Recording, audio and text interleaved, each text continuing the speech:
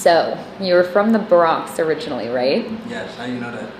I don't know, I just researched. Yeah. I thought, it wasn't like assumed, but I saw like the Bronx come up a lot. So Yeah. I was like, I I think you're from the Bronx. I think sometimes I'll be like in weird parts of the world, and then people be like, New York, and I'll be like, yeah, and then they'll be like, the Bronx. So if they get past the New York part, they already know it's like, oh, this person's from the Bronx. Yeah, I knew it was like Harlem or the Bronx. Yeah. But yeah. Yeah, that happens all the time. How did your upbringing kind of shape your eye? How early are you asking about? Earliest you can remember. Yeah. I guess it doesn't matter though. It could be like through high school or something too.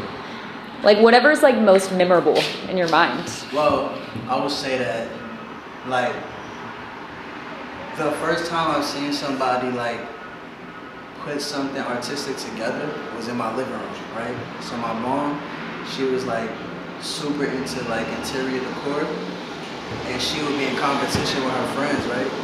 But she had her own color palette that she wouldn't break, and it was a bunch of like tans and off-whites, and that was like, I knew from that point that she had an aesthetic, but I didn't know it was called aesthetic, and I was like, oh, okay, well that's her style, you know what I'm saying? And then I feel like that was always my reference point for like color. What were you like into growing up? Like what TV shows did you watch? I never been asked that before. That's hard. I used to watch a lot of live action TV, so not a lot of cartoons. Okay, interesting. Yeah, so I used to watch like Roxanne, was that her name? Roseanne? Oh yeah, Roseanne. Yeah, remember Roseanne? I never watched I used to that. watch Roseanne, Fresh Prince, Sister, Smart Guy, like all of the Disney shows, Lizzie McGuire, Even Steven, like Boys Meets World. Like, I ain't like cartoons, like I just knew that shit wasn't real, so I was just like, man, I'm trying to see how other people live in outside of New York. What are some big style moments, like iconic style moments for you? Because I feel like I love how you guys play on like the masculine versus feminine vibes.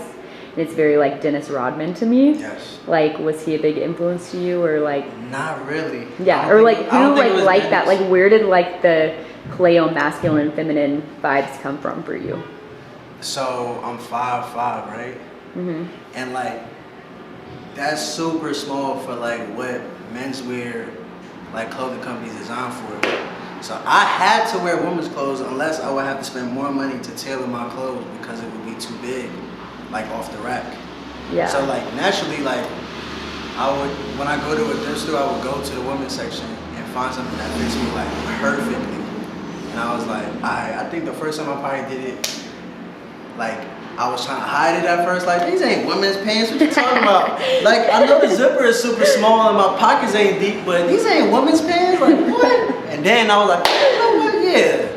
Then Justin Bieber had the Woman Balmains, and I was like, see, I knew I wasn't bugging. Mm-hmm. And then everybody was like, oh. Then Lil Wayne did it, and then men just started wearing women clothes because it fit better.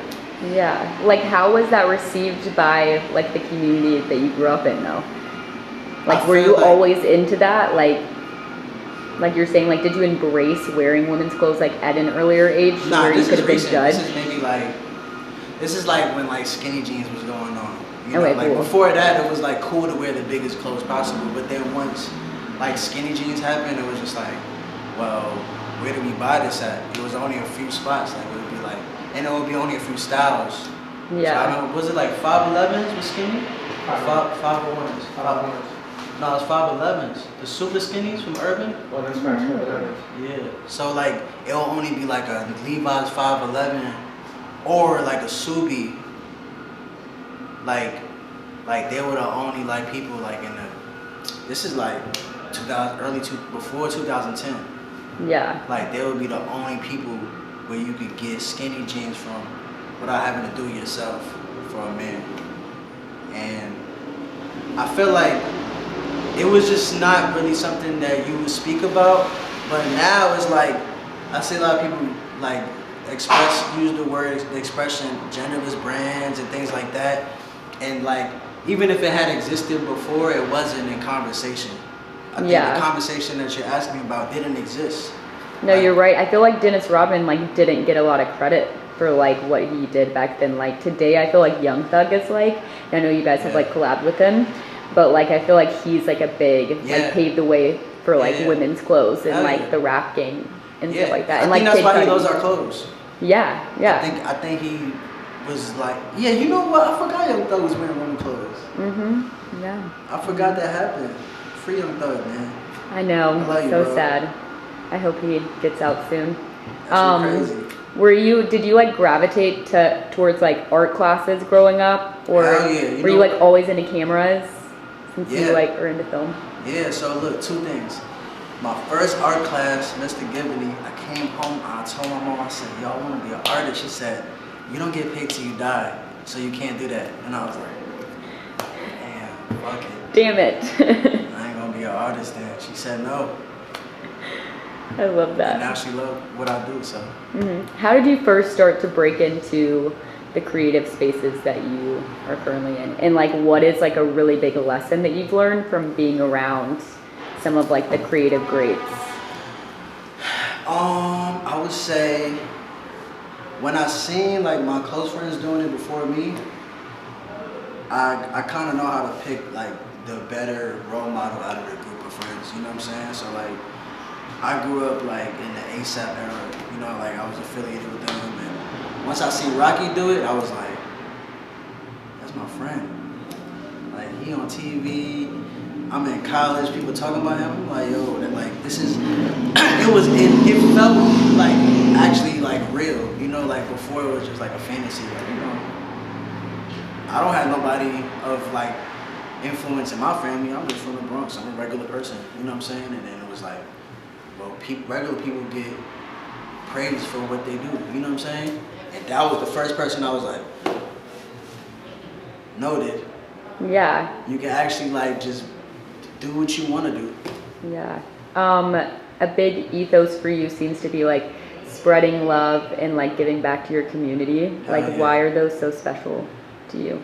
I don't know. I'm a full circle person, so like everything I take, I give back, and then that's just how my wheels rotate. So like, my mother never threw away clothes. Like, if anything, it was never an ending to anything. You know what I'm saying? So for me, it's like, I can receive as much as I want, but that's not the ending.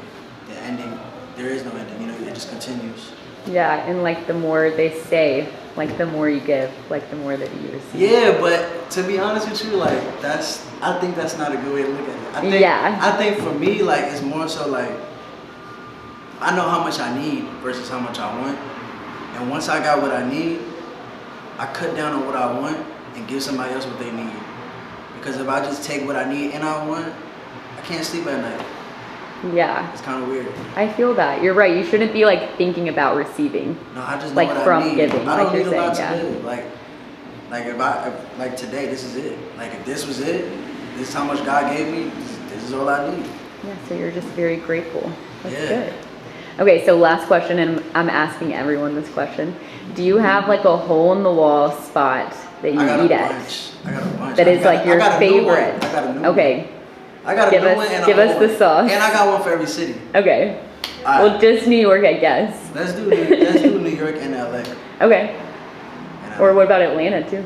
We could do Atlanta. All right, so look, in New York, there's this new spot I've been going to. It's called Joe's Pub. It's on 5th and like 26 maybe, something like that. But they got dollar oysters. Nice. They got fire drinks. I got happy hour all day. Or till 11 or something like that. And then there's no wait, so you could just go. So it's just super chill. That's my New York spot. And then my like nighttime spot, I'll be going to this spot called The Gutter. It's a bowling alley. Oh, interesting. It's on Delancey. Okay, cool. I feel like there's a lot of cool things on Delancey. And drinks there is cheap too. Mm-hmm. And they got food. Okay, so what about like LA and Atlanta? Atlanta. There's a lot of bowling going on in Atlanta. Really? Is that the vibe? Yeah.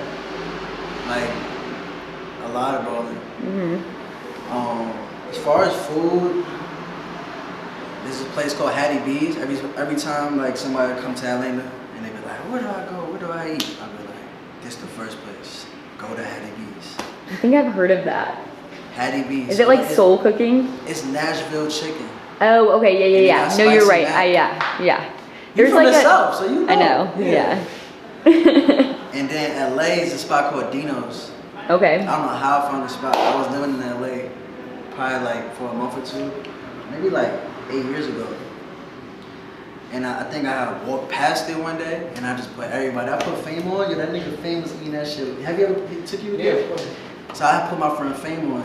He ate this shit morning and night. He was staying with me, so I watched it happen. Like months straight. He was eating That's shit so- morning and wait, night. what morning and is night. it? It's Like- called, so basically, it's grilled chicken, right? It's like char grilled, but they put a lime juice on it, Oh, okay. and it's like chili. It's crack. Just I can't explain it.